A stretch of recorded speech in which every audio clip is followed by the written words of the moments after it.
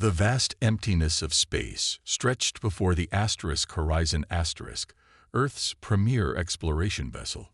Lieutenant James Parker stood at the observation deck, his eyes fixed on the swirling blue and green planet below. His heart raced with excitement as the scanner in his hand beeped steadily. "Sir, I'm picking up unusual biological signatures," James reported to Captain Morris. "They don't match anything in our database." Captain Morris nodded. "That's why we're here, Lieutenant. Prepare your team for surface exploration." 3 hours later, James led a team of 4 through the dense jungle of the uncharted planet. The air was thick and sweet, filled with strange scents. Massive trees towered above them, their purple leaves filtering the sunlight into an eerie glow. "Keep your weapons ready," said Officer Lee, the security lead. "Command says this sector has had reports of Vex activity." James frowned. Everyone in the galaxy knew about the Vex, apex predators that had caused the extinction of 3 known species. They were considered the most dangerous sentient creatures in the known universe, with razor-sharp claws, lightning reflexes, and a rumored taste for intelligent prey. "The chances of encountering a Vex are minimal," James replied, though he checked his stun pistol anyway. As a xenobiologist, he preferred studying life forms, not shooting them. The team moved deeper into the jungle, collecting samples and scanning the environment. Strange bird-like creatures flew overhead, their 6 wings beating in perfect harmony. Small mammals with glowing fur scurried away from their footsteps. "The readings are getting stronger," James said, pointing to a clearing ahead. "Let's check it out." The team spread out, approaching the clearing cautiously. James moved ahead, his scanner beeping faster. A strange scent, metallic and musky, filled the air. Then he saw it. Dark purple blood splattered across the leaves. "I found something," he called out, bending down to examine the blood. His scanner confirmed it wasn't from any known species in their database. A twig snapped behind him. James spun around and froze. Standing barely 10 feet away was a Vex, 7 feet tall, with sleek black scales covering its muscular body. Its amber eyes locked onto James, intelligent and wary. One of its arms hung limply, purple blood dripping from a deep gash. Time seemed to stop. Every instinct told James to run or shoot, but something in the creature's eyes made him pause. There was pain there, and something else, curiosity. "Don't move," he whispered to himself, slowly raising his empty hand in what he hoped was a universal gesture of peace. The Vex tilted its head, studying him. Then, to James's shock, it mimicked his gesture, raising its uninjured arm. James's breath caught. This wasn't the mindless killer from the reports. This was a thinking being. Slowly, James reached for his medical kit. The Vex tensed, but didn't attack. With deliberate movements, James placed the kit on the ground and opened it, removing a spray bandage. "I want to help," he said, pointing to the Vex's injury. The creature looked at the bandage, then at its wound. After a moment of consideration, it took a cautious step forward. James held his ground, though his heart pounded wildly. The Vex approached until it stood right before him. Up close, James could see intricate patterns in its scales and the depth of intelligence in its eyes. With trembling hands, James applied the bandage to the wound. The Vex watched, not moving a muscle. When he finished, the creature examined the bandage, then made a low rumbling sound that somehow felt like gratitude. "You're welcome," James whispered. Suddenly, voices called out from behind. "Lieutenant Parker, where are you?" The Vex's head snapped up, alert and ready to flee. "It's okay," James said quickly. "Just my team." The creature looked at him one last time, making a series of clicking sounds, then disappeared into the jungle with surprising speed. Officer Lee burst into the clearing, weapon raised. "Lieutenant, are you all right? We picked up a Vex signature." James stared at the spot where the creature had vanished. "I'm fine," he said quietly, "but I think everything we know about the Vex might be wrong." The meeting room aboard the Horizon felt smaller than usual as Captain Morris paced back and forth, his face flushed with anger. "Do you understand what could have happened, Lieutenant? The Vex have killed hundreds of Coalition members. They're not pets, they're killers." James stood at attention, his eyes fixed on the wall behind the captain. "With all due respect, sir, this one didn't try to kill me. It showed intelligence, restraint, even curiosity. Your job is to study alien biology, not make first contact with the most dangerous species in the galaxy." Morris snapped. "The Coalition has strict protocols about the Vex." "Maybe those protocols are based on incomplete information," James argued. "What if we've misunderstood them?" The captain shook his head. "We have orders to leave this planet immediately. No further contact with the Vex is permitted." After the meeting, James retreated to his lab. He couldn't stop thinking about the encounter. The Vex's eyes had been so expressive, so aware. He pulled up the limited data they had on Vex communication, mostly recordings of hunting calls and threat displays. For 3 days, James reviewed footage obsessively, searching for patterns in Vex vocalizations and gestures. He slept little and ate less. On the 4th day, as the ship prepared to depart, James made his decision. He waited until the night cycle when the corridors were nearly empty, then slipped into a shuttle bay. "This is crazy," he muttered to himself as he overrode the security codes and prepared a small landing craft. If caught, he faced court-martial. But he had to know. The shuttle descended through the atmosphere under cover of darkness. James landed in the same clearing where he'd met the Vex, hoping against hope that the creature might return. Hours passed. The jungle hummed with strange noises. James was about to give up when a shadow detached itself from the trees. "You came back," James whispered as the Vex stepped into the clearing. It was the same one. He recognized the healed wound on its arm where he'd applied the bandage. The creature made a series of clicks and rumbles. James couldn't understand the words, but the tone seemed cautious, questioning. "I want to learn about you," James said, pointing to himself and then to the Vex. "My name is James." He pulled out a small tablet and drew a simple picture of a human. Next to it, he drew a rough sketch of the Vex. Then he pointed to himself and to the human drawing. The Vex watched intently. Then, to James's amazement, it reached for the tablet. Its clawed fingers moved with surprising delicacy as it drew a more accurate picture of its own kind, then pointed to itself. James smiled. "Yes, that's you. Do you have a name?" The Vex made a sound like stones grinding together, followed by a sharp click. "Crawl." James attempted to reproduce the sound. "Is that your name?" "Crawl." The Vex, Crawl, made an affirmative gesture, touching its chest. Over the next few hours, they developed a rudimentary form of communication through drawings and gestures. James learned that Crawl was part of a larger community living in caves to the north.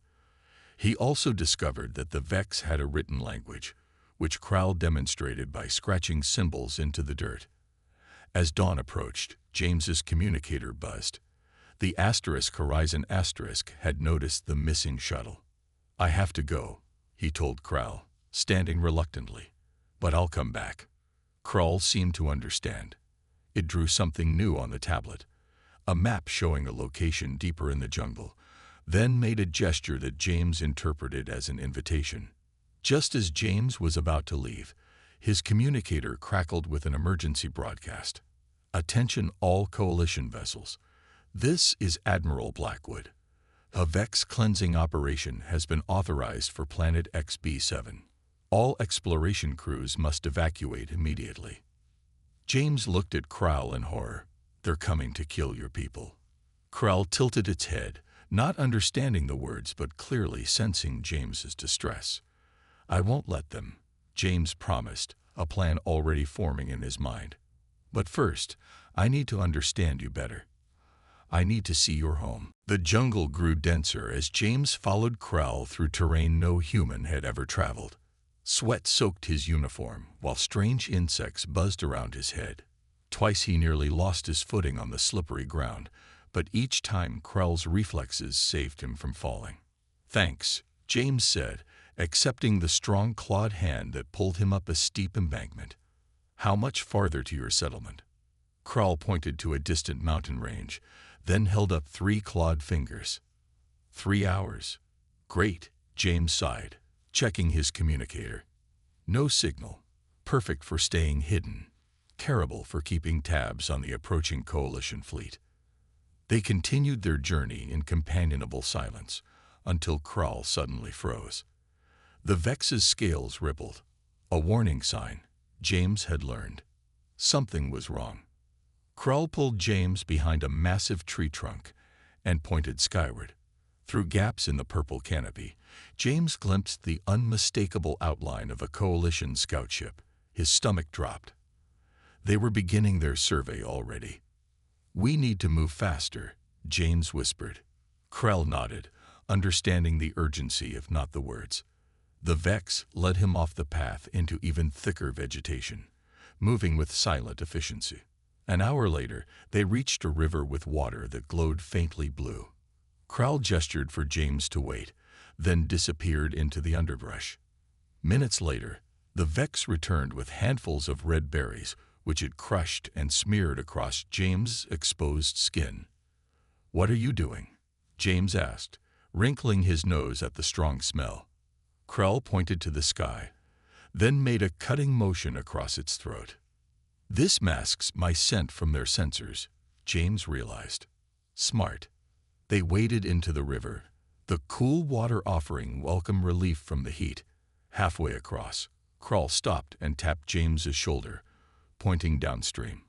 A massive creature resembling a crocodile, but with 6 legs and bioluminescent patches slid into the water. "I'm guessing we should avoid that," James whispered. Krell made a grim clicking sound of agreement, then guided them toward a shallower crossing point. As they climbed out on the opposite bank, James's communicator suddenly crackled to life. "Lieutenant Parker, this is Captain Morris. Your unauthorized departure constitutes desertion. Return to the ship immediately or face severe consequences." James switched off the device. "Too late for that," he muttered. The sound of engines overhead grew louder. Through the trees, James spotted 3 more coalition ships heading toward the mountains, toward the Vex settlement. "We need to hurry," he said, grabbing Krell's arm and pointing to the ships. Krell's eyes narrowed. With startling speed, the Vex hoisted James onto its back.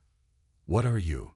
James's question was cut short as Krell took off at an incredible pace, leaping over fallen trees and scaling rock faces with James clinging desperately to its back. The wind rushed past them as Krell ran faster than any human could hope to match. Despite the breakneck speed, James felt strangely safe. He'd never imagined traveling like this, carried by a creature most humans would shoot on sight.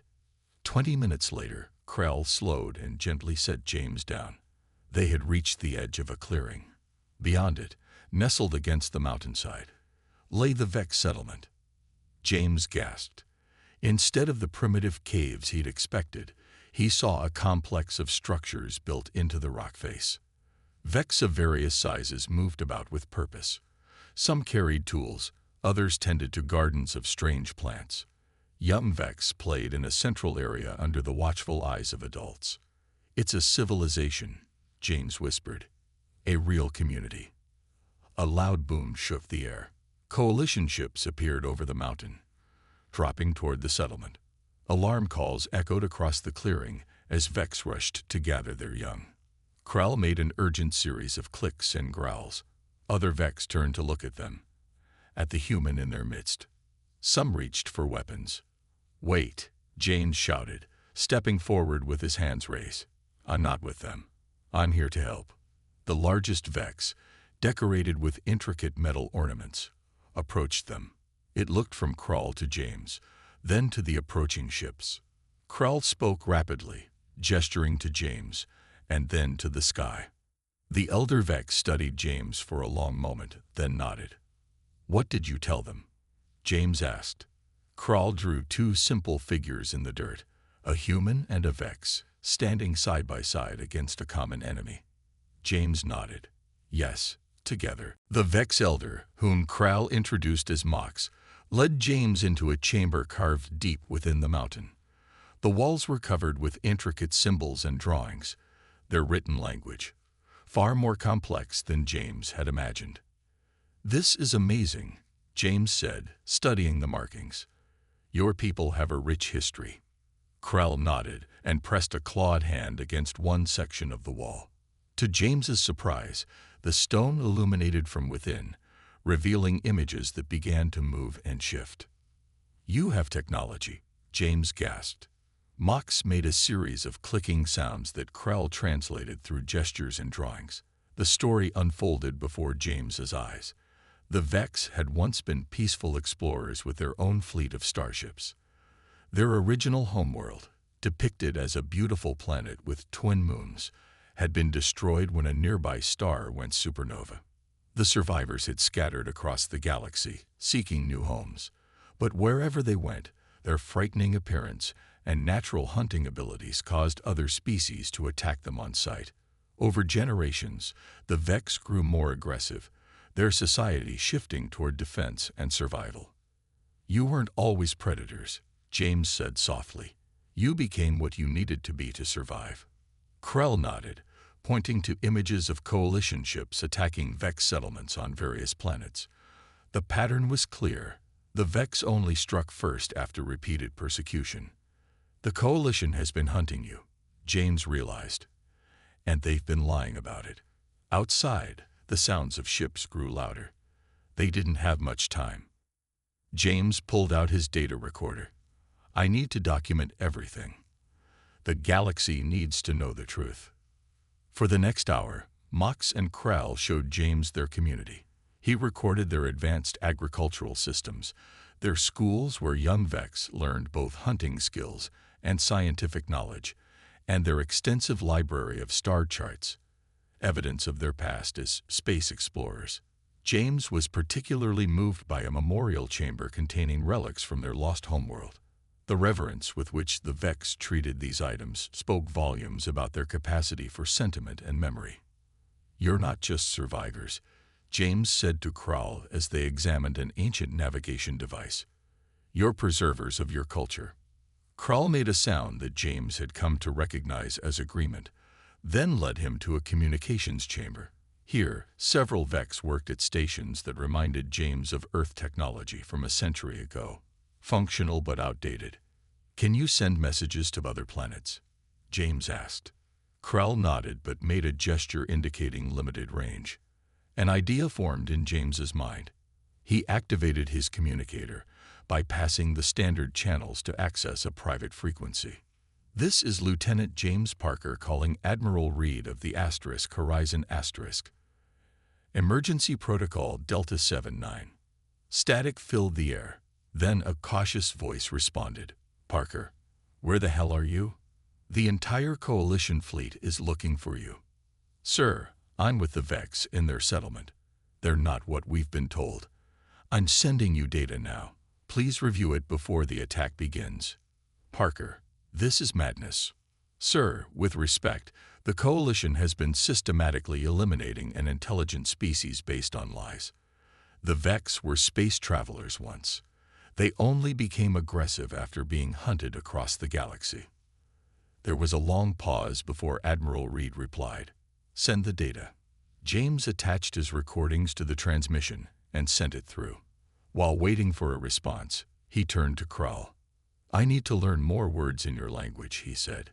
"If we're going to stop this, we need to communicate better." Kral understood. The Vex began a quick but thorough lesson, teaching James key phrases in their clicking language.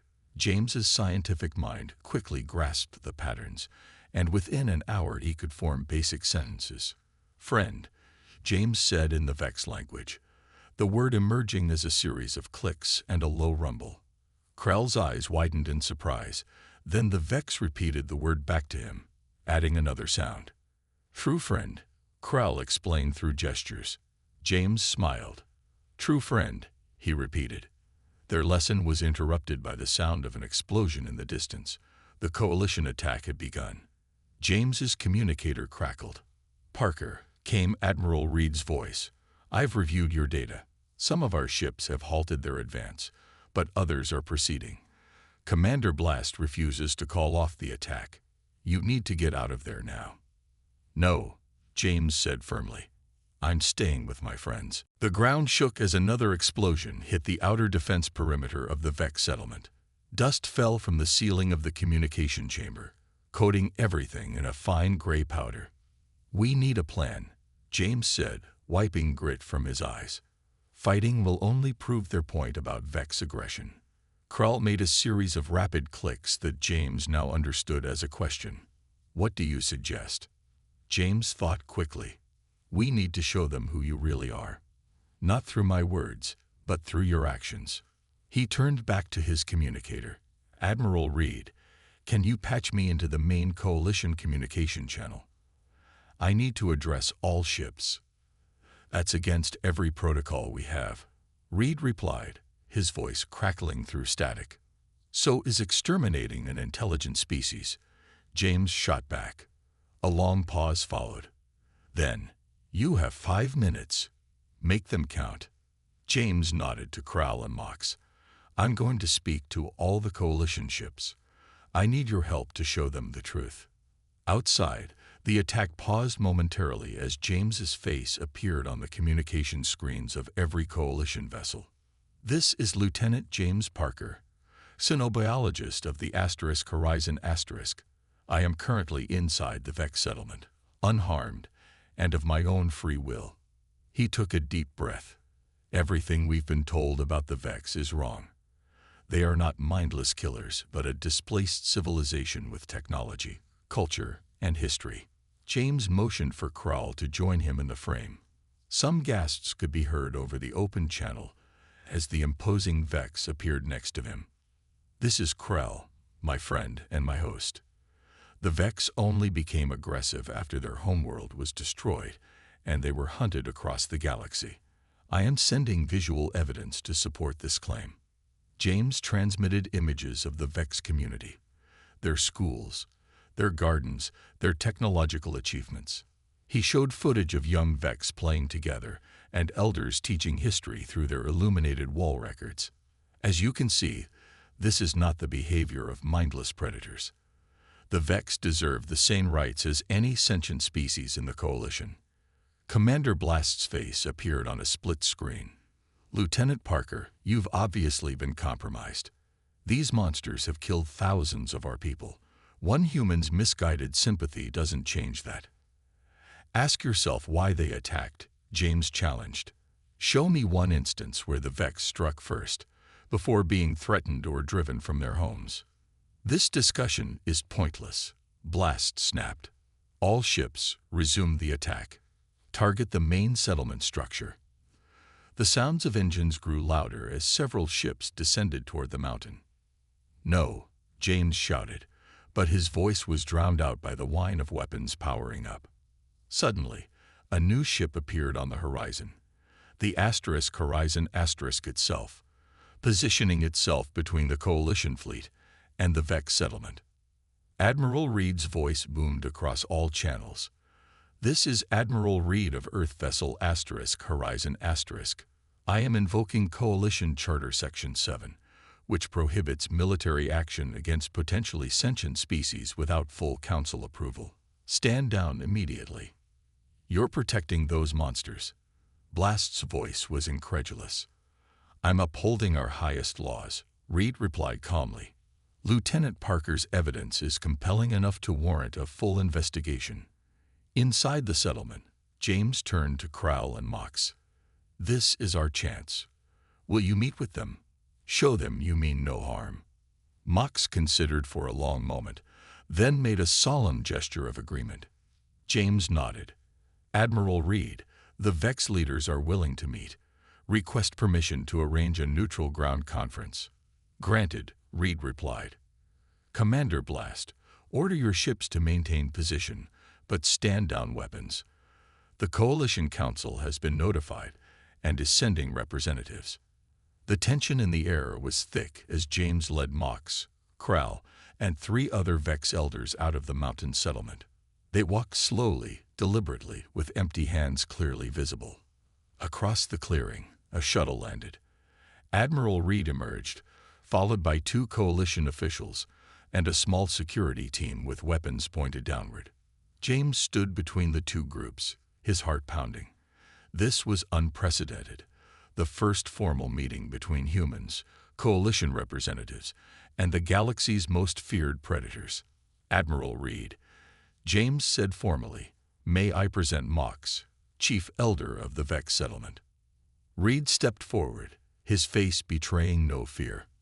"Elder Mox, on behalf of humanity, I extend greetings and apologies for our misunderstanding." Mox studied the human with ancient, intelligent eyes, then made the Vex gesture for peace. Both clawed hands crossed over the chest. It was a small step, but as James watched the 2 leaders begin their cautious interaction, he knew it was the beginning of a new chapter for both species. 3 days after the standoff, James stood in the Grand Chamber of the Galactic Council's emergency session. The circular room buzzed with tension as representatives from 27 species filled the tiered seats. At the center podium, James waited alongside Krall, both looking small beneath the enormous crystal dome. "This special session will now begin," announced the council speaker, a tall, blue-skinned Ardelian. "Lieutenant James Parker and Krall of the Vex have requested an audience regarding recent events at planet XB7. James stepped forward, his voice steady despite his racing heart. "Honorable council members, I come before you with evidence that will change how we view the Vex forever." He activated the holographic display. Images appeared showing historical records extracted from the Vex archives. The destruction of their homeworld, their peaceful attempts at settlement, and the first unprovoked attacks against them by coalition forces. As you can see, the Vex were space travelers with advanced technology before tragedy struck them. Their aggression was a response to continued persecution, not their natural state. Murmurs spread through the chamber. A representative from the Volian Federation stood. "If what you say is true, why has the Coalition Intelligence Bureau classified the Vex as inherently dangerous for over 50 years? Before James could answer, the doors burst open. Admiral Reed entered, accompanied by armed guards escorting a prisoner, Director Vance of Coalition Intelligence. "The Council should hear this," Reed announced, nodding to the guards. Director Vance was brought to the center. His usual confidence was gone, replaced by a defeated slouch. "Tell them what you told me," Reed commanded. Vance looked around the chamber, then sighed. The first coalition expedition to discover the Vex found not only an intelligent species, but also planets rich with rare minerals and elements. The most valuable was Denthium, which powers our fastest ships. Gasps echoed through the chamber as understanding dawned. "So you labeled them as dangerous predators to justify taking their resources," James said, his voice tight with controlled anger. "It was more complicated than that," Vance protested weakly. "The first encounters were violent." "Because you were stealing from them," James interrupted. "You created a convenient narrative that turned the galaxy against them." Krall stepped forward and spoke in the clicking language of the Vex. James translated. "My people have lived in fear for generations, hiding in caves and remote planets while our numbers dwindled. We once had cities that touched the stars. We had art, science, and peaceful trade with other worlds. All of this was taken from us, not by natural disaster, but by the greed of those who sought our resources." The council chamber fell silent. Then, from the upper tier, another voice spoke, harsh and guttural. A representative of the Drax, a species known for their rigid adherence to coalition policy, stood. "The Vex are not alone in this experience," the Drax said, surprising everyone. "My people were also classified as hostile predators when we refused to allow mining on our sacred moons. Only after we agreed to coalition demands was our classification changed to cautiously approachable." One by one, representatives from other species rose to share similar stories. A pattern emerged of resource-rich planets being targeted after their inhabitants were labeled as threats. James exchanged a look with Krull. This was bigger than they had imagined. The council speaker raised his hands for silence. These are grave accusations that require investigation. I propose the formation of a special committee to review all species classifications and first contact protocols. As the vote began, a commotion erupted in the back of the chamber. Security alarms blared. James saw a flash of movement as someone raised a weapon. "Look out!" he shouted, lunging toward Krull. The shot meant for the Vex struck James in the shoulder instead. He fell, pain searing through him. Krull caught him before he hit the ground. Council security quickly subdued the attacker, an agent from Vance's bureau. "Are you okay?" Krull asked in his clicking language, genuine concern in his amber eyes. James nodded through the pain. "Worth it," he managed to say. "The truth is out now." The council members watched in amazement as the supposedly deadly Vex gently tended to the wounded human. The sight of Krull using his own healing supplies to treat James's wound did more to change minds than any speech could have done. "I believe we have seen enough," the council speaker announced as medical teams rushed in. "This council will not stand for deception or persecution based on greed. A new era of understanding begins today." As James was carried away for treatment, he caught Krull's eye and smiled. Despite the pain, he knew they had accomplished something extraordinary. They had begun to heal wounds far older and deeper than his own. 1 year after the dramatic council hearing, the landscape of interspecies relations had changed more than anyone could have imagined. James stood on the observation deck of the newly christened starship Unity *, watching as the combined crew of humans and Vex prepared for launch. "Lieutenant Parker, your presence is requested on the bridge," came the announcement over the ships. James smiled. Even after all this time, being addressed by his old military rank felt strange. His new title, Ambassador Parker, first envoy to the Vex, still didn't roll off the tongue as easily. The bridge of the Unity * represented something unprecedented in galactic history. Human officers worked alongside Vex crew members, their stations designed to accommodate both species' physiological needs. At the center, Captain Lin of Earth and ship leader Mox of the Vex shared command responsibilities. "Ambassador," Captain Lin greeted him. "We're ready to begin the ceremony whenever you are." James nodded. "Is Krull here yet?" "Just arriving," Mox clicked in the Vex language, which James now spoke fluently.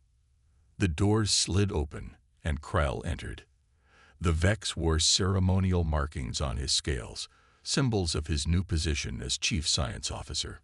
The scar on his arm where James had first treated him was still visible, a reminder of how their friendship began. "Sorry I'm late," Krull clicked. The young ones had many questions about the journey. James grinned. "They always do." Together, they moved to the main view screen that showed the planet below. New Haven, the first joint human-Vex colony. What had once been an uninhabited world was now home to 5,000 settlers from both species, working together to build something unique in the galaxy. "Ready to make history again?" James asked. Krull made the Vex gesture for amusement. "We seem to do that every day now." The ceremony was broadcast throughout Coalition space. James and Krull stood side by side as Captain Lin activated the colony's main power grid for the first time. Across the planet's surface, lights came on, illuminating the settlements that dotted the landscape.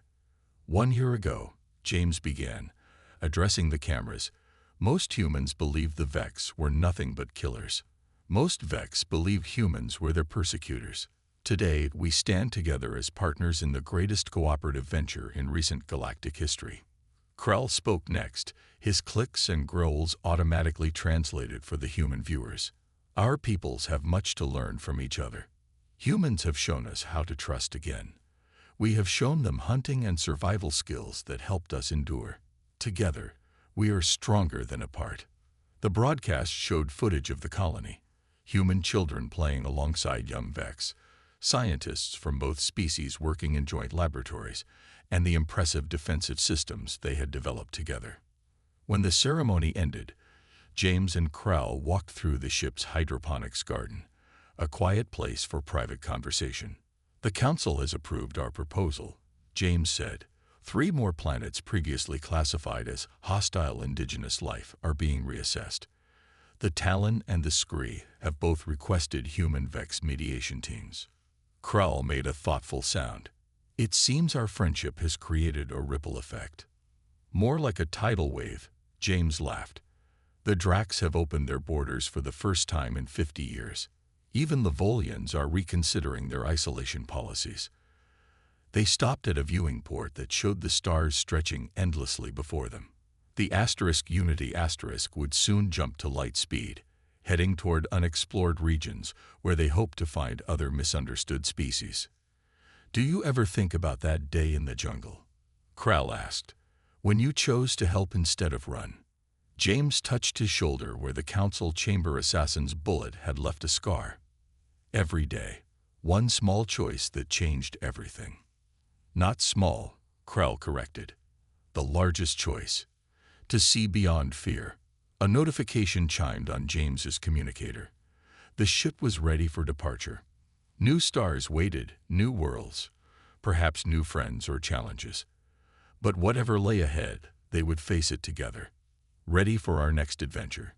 James asked. Krell's amber eyes gleamed with anticipation. "Always, true friend. Always." As the Unity leaped into light speed, carrying its mixed crew of former enemies turned allies, James thought about how far they had come. What began as one human defying expectations, befriending the galaxy's most feared predator, had transformed into a movement that was redefining what was possible when fear gave way to understanding. The stars streaked past, each one a potential home to unknown life waiting to be discovered, not as threats to be feared, but as friends yet to be made.